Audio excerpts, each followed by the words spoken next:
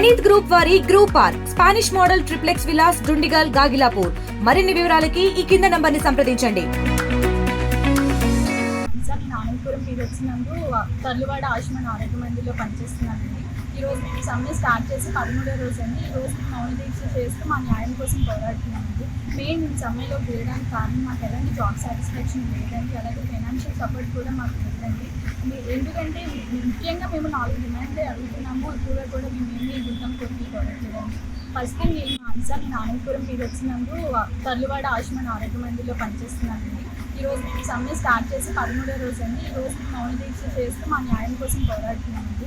Main మేము సమ్మెలో వేయడానికి కారణం మాకు ఎలాంటి జాబ్ సాటిస్ఫాక్షన్ లేదండి, అలాగే ఫైనాన్షియల్ సపోర్ట్ కూడా మాకు లేదండి. ఎందుకంటే ముఖ్యంగా మేము 4 డిమాండ్లే అడుగుతున్నాము. ఇప్పుడు కూడా మేము ఏమీ యుద్ధం కొట్టి పోరాడలేదండి. ఫస్ట్ థింగ్ ఏంటంటే ఆయుష్మాన్ భారత్ నిబంధనల ప్రకారం 6 సంవత్సరాలు పూర్తి చేసుకుని సిఎస్ఎస్ని రెగ్యులర్ చేయాలని ఒక గైడ్లైన్స్ ఉందండి. ఆ గైడ్లైన్స్ ప్రకారం ఒక సిఎస్ని కూడా రెగ్యులర్ చేయాలండి.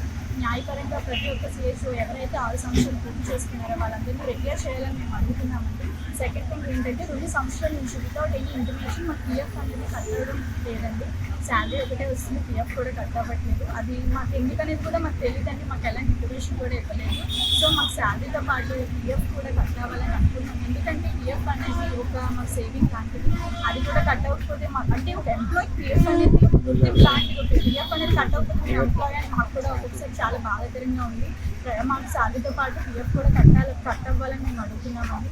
థర్డ్ థింగ్ ఏంటంటే మాకు చాలా బకాయిలు ఉన్నాయండి. శాలరీ ప్లస్ ఇన్సెంటివ్ అనేది మాకు కలిపి రావాలని అడుగు. మాకు 25,000 శాలరీ ప్లస్ 15,000 ఇన్సెంటివ్ అనేది వచ్చేదండి స్టార్టింగ్లో. అలాంటిది 2 ఇయర్స్ నుంచి మాకు శాలరీ వస్తుంది కానీ ఇన్సెంటివ్ మాత్రం రావట్లేదండి. మేము గవర్నమెంట్ ఒకటే అడుగుతున్నామండి.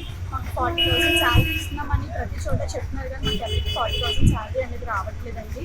సో మాకు 40,000 అంటే 25,000 శాలరీ ప్లస్ 15,000 ఇన్సెంటివ్ కలిపి 40,000 ఫిక్స్డ్గా చేసి మాకు అకౌంట్లోకి రావాలని మేము కోరుకుంటున్నామండి. ఫోర్త్ థింగ్ ఏంటంటే ఎన్హెచ్ఎం ఎంప్లాయీ అంటూ ఉంటారండి, కానీ అలాంటి ఎన్హెచ్ఎం ఎంప్లాయీస్ అందరికీ కూడా 20% హైక్ ఇచ్చారండి. అందులో కూడా మమ్మల్ని ఇంక్లూడ్ చేయలేదండి. క్యాడెట్స్కి 20% హైక్ ఇచ్చారు కానీ ఒక మా క్యాడెట్కి మాత్రం ఎలాంటి హైక్ కూడా ఇవ్వలేదండి.